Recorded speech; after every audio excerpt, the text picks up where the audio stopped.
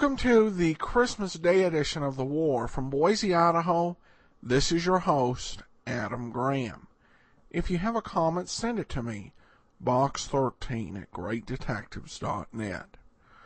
Whatever presents the American servicemen got and get overseas, Christmas can be a hard time, being away from home and family. This episode of Cavalcade of America, broadcast on Christmas Day of 1944, captured the spirit of what many servicemen during World War II, and perhaps even today, would like most of all. Their ideal present? America for Christmas. Let's take a listen.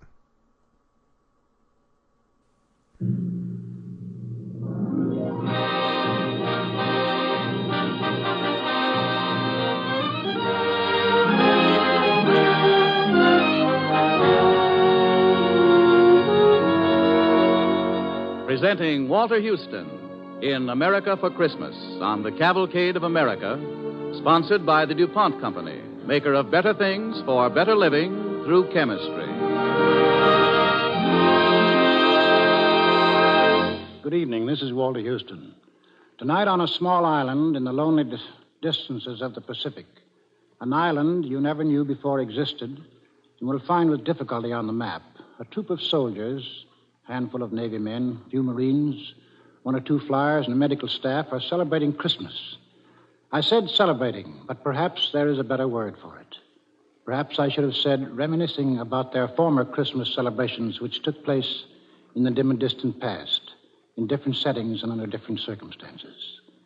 It is with such servicemen and women as these in mind that tonight we bring you this special Christmas play. And so, with the best wishes of the season, the DuPont Company presents America for Christmas by Peter Line, in which I have the pleasure of appearing in the part of a master of ceremonies for an overseas USO camp show entertainment unit. And we're happy to have as our soloist an authority on American folk music, the composer of Ballad for Americans, Earl Robinson.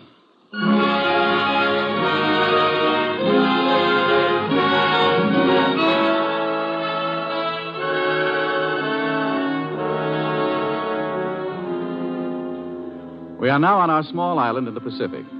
Its name will remain undisclosed for reasons of military security, but you can be sure that every inch of its ground is by now familiar to every man stationed there. By now, they've eaten their Christmas dinner and opened their Christmas packages. But there's one remaining package addressed to all the men still to be opened, a package of good cheer and glad tidings to the men in their home away from home. Ye who know will bless the poor, shall yourselves find blessing.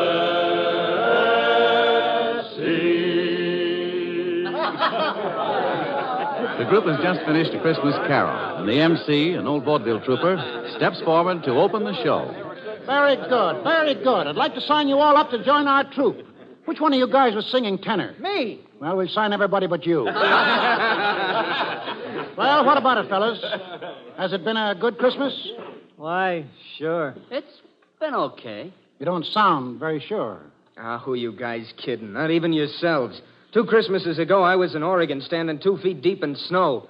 Look at these palm trees. Is this Christmas? Yeah, that's what I thought. That's what all of us in this troupe figured. Me and Marilyn here, and June, and the quartet there, and Sandy over there with the guitar.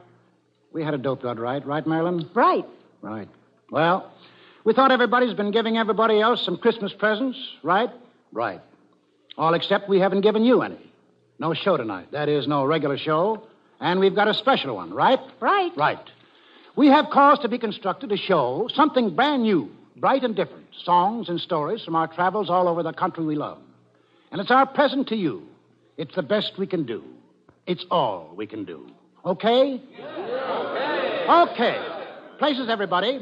The stage, that's over there. No curtain, but you can imagine it now rising. Orchestra finishing the overture, lights dimming. Here it is, America for Christmas.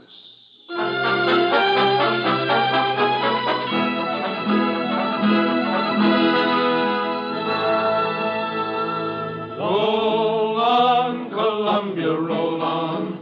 Roll on, Columbia, roll on. Your power is turning our darkness to dawn. So roll on, Columbia, roll on, roll on, roll on. Columbia? Who's that? What are they singing about? They're singing about America, young lady, and Columbia is her symbol. She's a big country and a great country, a hot and cold country, an empty one and crowded. She's an all-over country. And whatever you want, you'll find her in America. That's why they're singing about her. They? Who are they? Why, they're the people, young lady, the people who live in America and sing songs about her and tell stories about her and lie about her and brag about her and love her. The farmers on her plains and the men who built her cities and made her strong. Roll on, Columbia. Roll on, Columbia. They're all over America right now, singing and talking and telling tall tales. If you want to meet them, you'll have to travel the whole country fast. Let's go. All right, and discover America all over again. Where do we start? Well, let's see. Might as well start where the Pilgrims started, I guess. On the shores of New England. Oh, Stormy was a fine old man. Do me way, oh, storm along. Oh, Stormy was a fine old man. Way, hey, hey, Mr. Storm along. I wish I was old Stormy's son. Do me way, oh, storm along. I'd build me a ship of 1,000 ton. Way, hey, hey, Mr. Storm along. I'd fill her up with New England rum. Fill me way, oh, storm along. And all my shellbacks, they would each have some. Way, hey, hey, Mr. Storm along. Oh, Stormy's dead. And That's New England.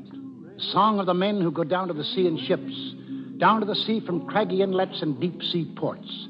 There's rocks all over New England. All over? All over.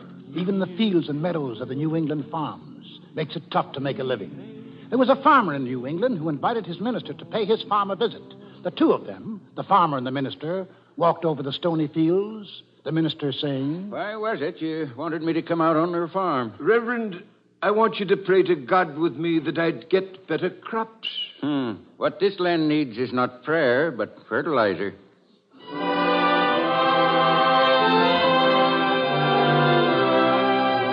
That's New England, a rocky country. Men get to be shrewd traders in that country. They have to. What's a shrewd trader? A shrewd trader is, well, do you want to watch a couple of shrewd traders in operation? A Yankee peddler with a wagon load of Yankee notions, pulled up in front of a Yankee general store. The storekeeper going down into the road and asking... What's the price of your razor strops? $1 each for these strops. $1 apiece? They'll be sold for half the money before the year's out. If one of these strops is sold for 50 cents within a year, I'll make you a present of one, mister. You will you? Now? Ben. Oh, you Ben. Yep. You're the witness to the contract. Yeah, I'm the witness. All right, peddler. I'll purchase a strap on those conditions. Here's your $1. Contract's a contract. I'll stick to it. Ben, I don't much like this strap now that I bought it. How much you give me for it? Hey. Well, guess seeing it's you, I'll give you 50 cents for it. Hey, now, see here. Here you are, Ben. 50 cents, it's yours. All right, you win. Here's your strap for free. Want to watch out for yourself when you're in Bethel, Mr. Peddler. Some pretty sharp fellows around here. Tolerable, but nothing to brag about. I made 75 cents on that deal. How's that? I got $1 for 2 strops, which cost me only 12.5 cents apiece. I heard of the cute tricks of you Bethel fellas. I generally sell these strops for only 25 cents apiece. But, gentlemen, if you want any more at 50 cents apiece, I'll be happy to supply your whole village. Yes, sir. Anything else you want to buy now? Nope. Been shaved enough by you tin peddlers. Want no more of you. It's very hard to condemn a whole class because of 1 or 2 dishonest ones. Give me a fair trial. I'm traveling all through this countryside. I can get rid of your unsaleable goods. Nope. Here, tell you what I'll do.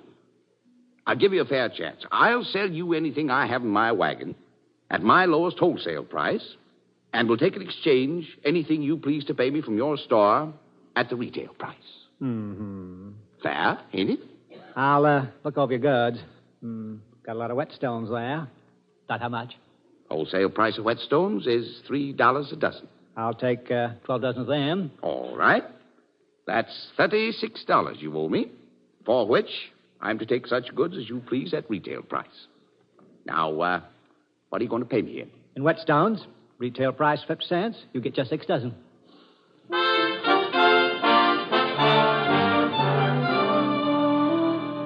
There's a couple of shrewd traders. Let's move on. Let's get away from the rocky country. You think that's a bad country? Why, meet the fella from The Maryland. dogs in Maryland are so poor that they have to lean against the fence to bark. It takes 3 or 4 pigs all at once to pull up a blade of grass. And if they want to cast a shadow, why, it takes 6 pigs to do that. Should we go further west? If the country in the east is all so bad... West of that country, you run into West Virginia. Now, there's some country. Hill country. You want to hear a West Virginian on the subject? All hills and valleys in West Virginia. Valley's real narrow. So narrow the dogs have to wag their tails up and down. Can't wag them back and forth.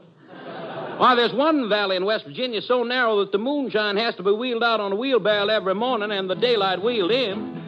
Well, come along, little girl. Got a lot of traveling to do. That railroad whistle blow, blow, blow. Yes, I thought I heard that railroad whistle blow.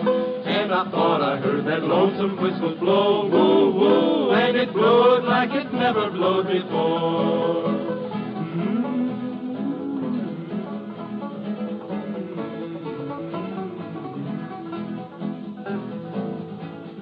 Taking this train, jump on. Where's it go? West? West, and it goes right by Pittsburgh. Have to look fast if you want to see it. Where? Where is it? I want to see Pittsburgh. There's a Pittsburgh fella. I've been working that Pittsburgh steel, I thought you knowed. I've been dumping that red-hot slag way down the road. I've been a-blasting, I've been firing, I've been pouring that red-hot iron. I've been having some hard traveling, Lord.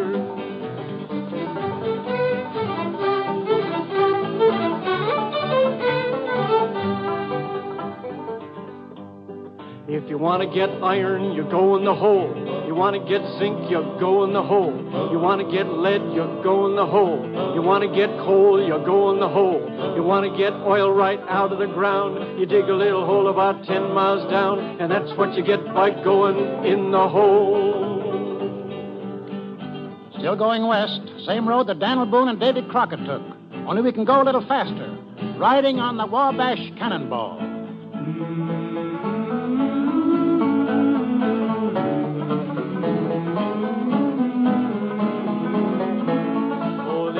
To the jingle, the rumble, and the roar, as she glides along the woodland, the lakes, and by the shore. Hear that mighty Russian engine,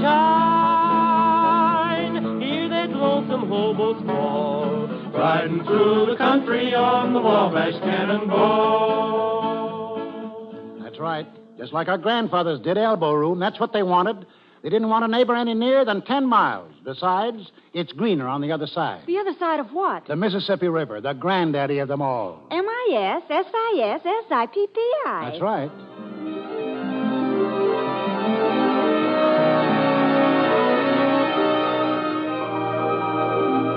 The rivermen, the boatmen, floating down on rafts, talking easy on the night air, talking big, talking quiet, making up stories just to hear the sound of their tongues wagging. Like these two men, talking about their river, the big old Mississippi. Listen to them. Yep, this nice old muddy Mississippi River water is wholesomer to drink than the clear water of the Ohio. Let a pint of this yaller Mississippi water settle, you'll have about a half to 3/4 of an inch of mud in the bottom. What you want to do is keep it stirred up. Yep, that's right. Now, there's nutrition in this good old mud. Now, you look at the graveyards. That tells the tale. Why, trees won't grow worth shucks in the Cincinnati graveyard. But now in the St. Louis graveyard, why, the trees grow upward of 800 feet high. And it's all on account of the water the people drunk before they laid up. A Cincinnati corpse don't rich in the soil any.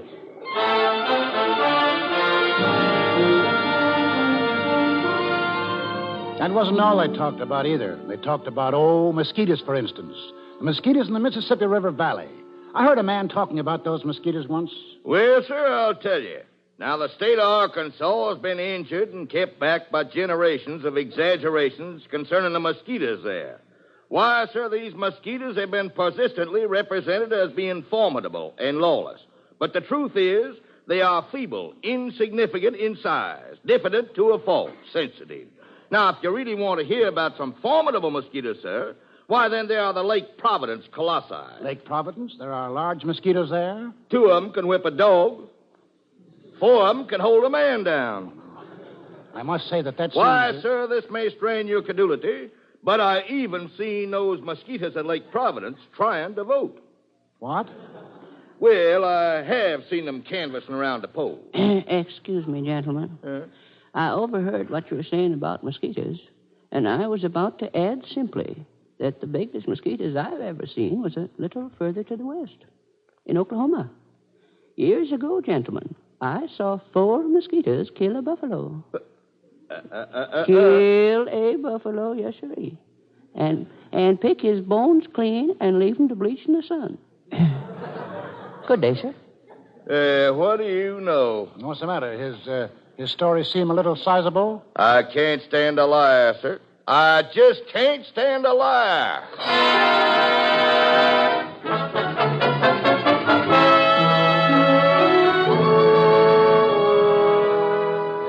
You're listening to America for Christmas, starring Walter Houston as the Master of Ceremonies in a traveling USO Camp Shows unit on the Cavalcade of America, sponsored by the DuPont Company, maker of better things for better living through chemistry.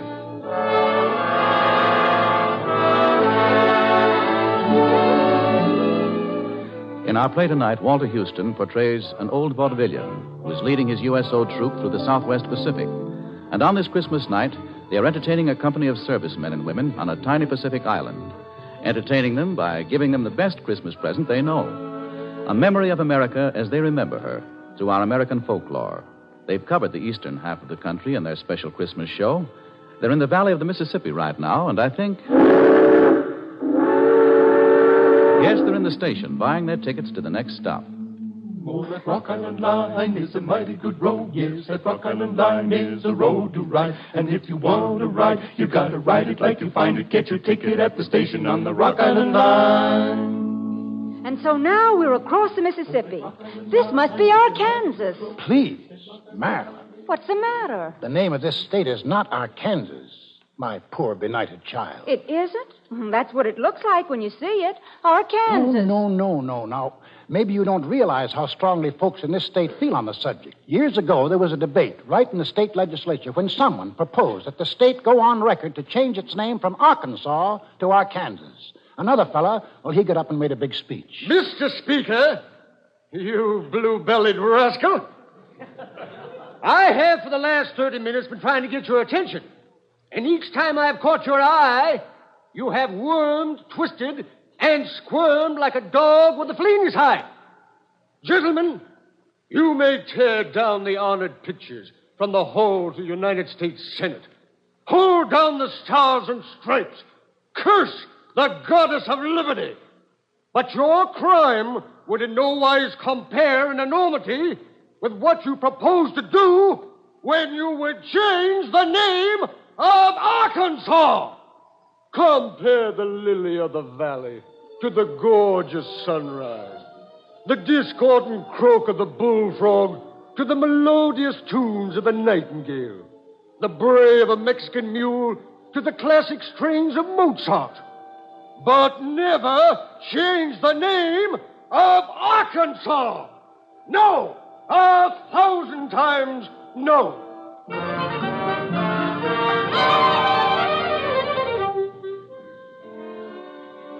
They didn't change the name of Arkansas, did they? No, they left it alone. And is Arkansas related to Kansas? No relation at all, little girl, not even first cousins, for they miss touching each other at their border by 40 miles. In fact, down in Arkansas, people sing a song about the people up north in Kansas. Oh, they chowder back a thin in Kansas. Oh, they chowder back a thin in Kansas. Oh, they chowder back a thin and it rolls right down their chin. And they lap it up again in Kansas. Oh, potatoes, they grow small in Kansas. Potatoes, they grow small in Kansas. Oh, potatoes, they grow small, and they dig 'em in the fall, and they eat 'em tops and all in Kansas. Come all who want to roll. I don't think I want to stay in Kansas, if that's what it's like. Well, it's not exactly like that, but the potatoes really aren't quite as big as they are in, say, Idaho. They grow big potatoes in Idaho? Big potatoes in Idaho? Well, I should think pretty sizable. A couple of years ago, when they built an army camp in Idaho, one of the mess sergeants went around to see about buying some potatoes. Spoke to one of the Idaho farmers who had a little farm. Raise potatoes on your land? Mm-hmm. Will you sell me some? I need some for the army camp, other side of Lewiston. Well, how much do you want? Oh, 100 pounds? Only 100 pounds? Yeah. No, I wouldn't cut a spud in two for no one. Still going west. Are we out of Arkansas yet? Ah, yes, this is Texas. We'll be here quite a spell. I should think so. It's so big. And the people here, well, they think quite a bit about their climate here, too. Weather, you know, comes different pretty often. Well, seeing there's so much of Texas, I should think the weather would be all different kinds. Yes, but the point is, in Texas, the weather is all kinds all at the same time. As the fellow says, nobody prophesies about Texas weather except newcomers and dumb fools. Came the time when a fresh young tenderfoot walked into a Texas saloon, walked up to the bar and ordered a drink. Men in the place, they said nothing, just watched him. You know, a young fella finished his drink, then he hauls off and says... Well, I believe it's going to rain. My friend, did you know that there were only two kinds of people who prophesy about Texas weather? Two kinds of people who prophesy on Texas weather. Well, that's very queer. Who are they? Newcomers and dumb fools. You say there are only two kinds of people who prophesy about Texas weather. Newcomers and dumb fools. Well, you're absolutely right. For after all, those are the only two kinds of people there are in Texas.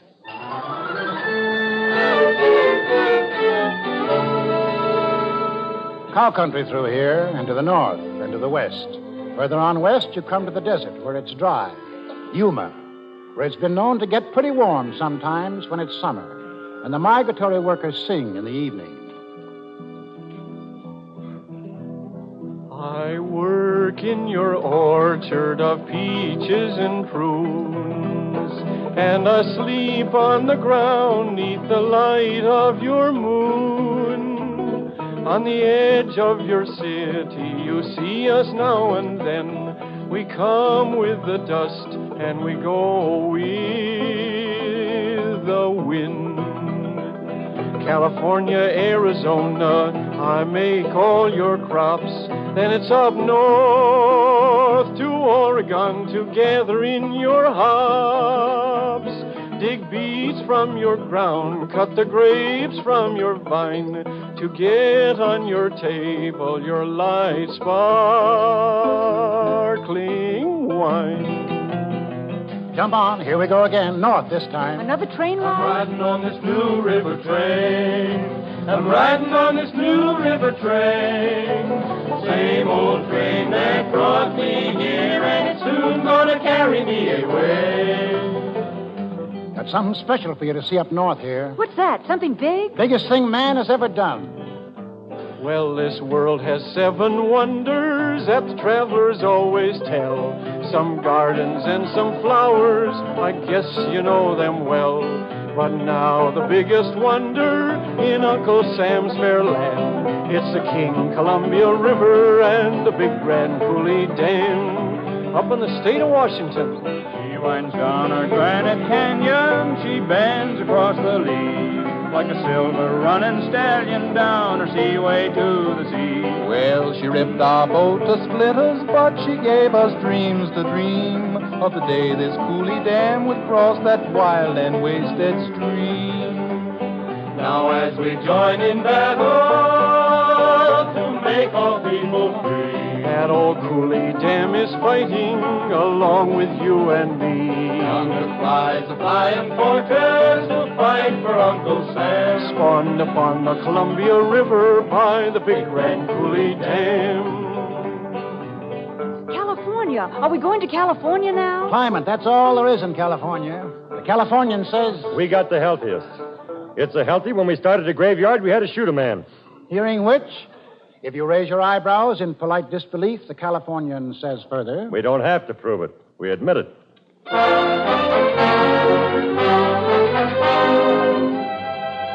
Well, that's about it. Time to be getting back home now. What? Oh, but we haven't seen nearly everything. For every part of the country, a song or a story. Not time and half an hour to do them all justice. So, boys, I guess it's the end of the show. It was enough, mister. And if you're still wondering, I'll tell you, it's been an okay Christmas. That's been the best Christmas I ever had. For the last 20 minutes, I've been standing in 2 feet of snow back in Oregon. Okay, and we'll have one last song. Everybody sing. For every part of the country, a song or a story. But all the parts, all the states add up to one mighty whole. One America. Roll on, Columbia. Roll on.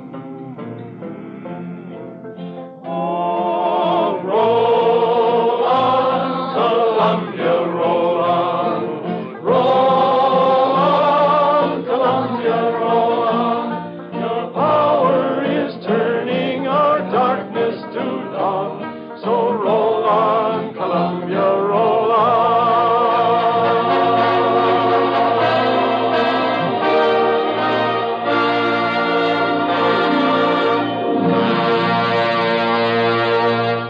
To you, Walter Houston, and the members of tonight's Cavalcade cast, our thanks.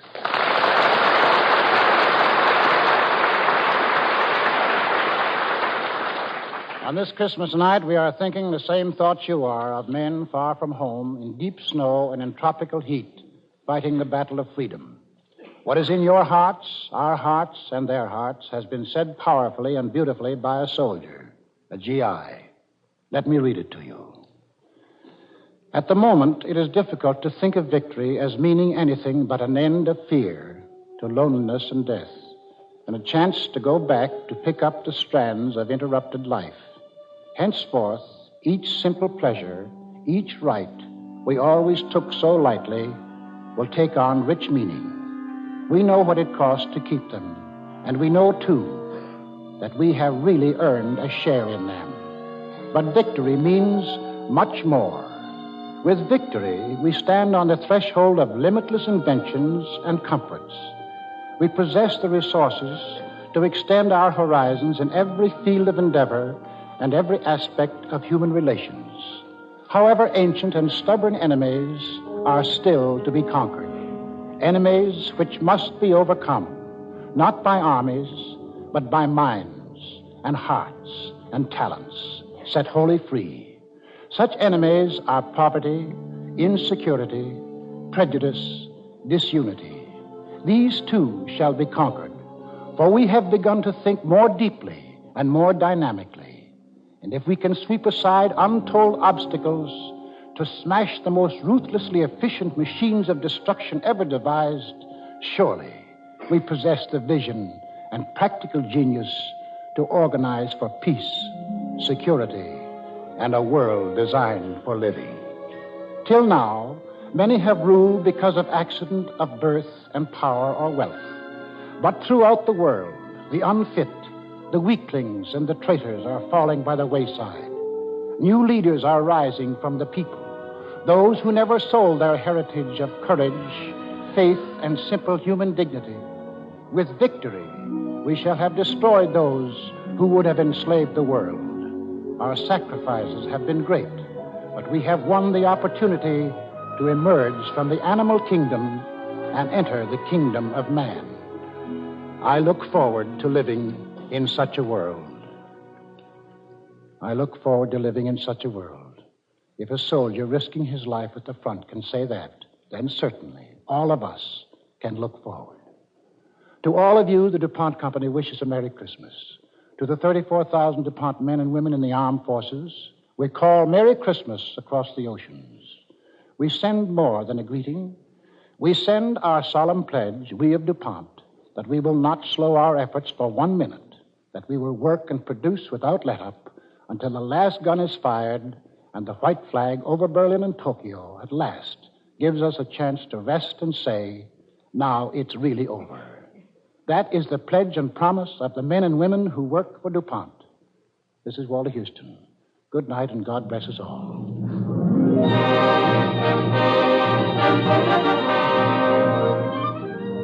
Next week, the Cavalcade of America will bring you Anne Harding in Westward the Women, the story of Abigail Scott Duniway. Abigail Duniway, a farmer's wife, lived in the Oregon Territory in 1850. She managed a household. She raised 4 children. She was an average woman of that place and time with one difference, and this difference was an idea. An idea born in Mrs. Dunaway's kitchen. An idea which today affects the life of every American woman who fought for it. Listen next week to Westward the Women, starring Anne Harding on the Cavalcade of America.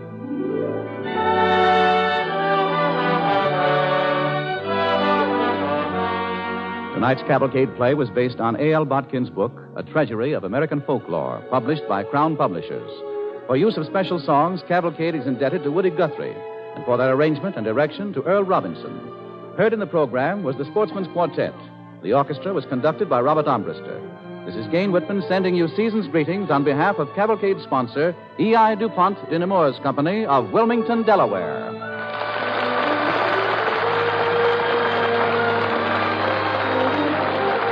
This is the National Broadcasting Company.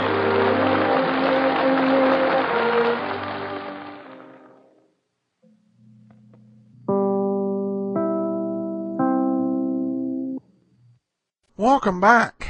I absolutely loved all the songs and folk stories. Really, that was a jam-packed half hour, and definitely, I think, brings home the great privilege that those of us who are Americans and live in this country have in terms of being able to enjoy this country and all that it means. And I was even okay with the only thing they had in there about Idaho being about potatoes. There is more to Idaho than that, but that's a conversation for another day. I want to wish all my listeners a very Merry Christmas, and thanks so much for listening. That'll do it for now. If you have a story about your experiences or that of a loved one in World War II, I'd love to hear from you. I welcome all your comments at box13@greatdetectives.net. Ken Curlin provides the opening theme. Heroic, KenCurlin.com. Andrew Rhines edits our sound. OTRWesterns.com. I'm your host, Adam Graham. The war is offered as a service of the great detectives of old-time radio. www.greatdetectives.net.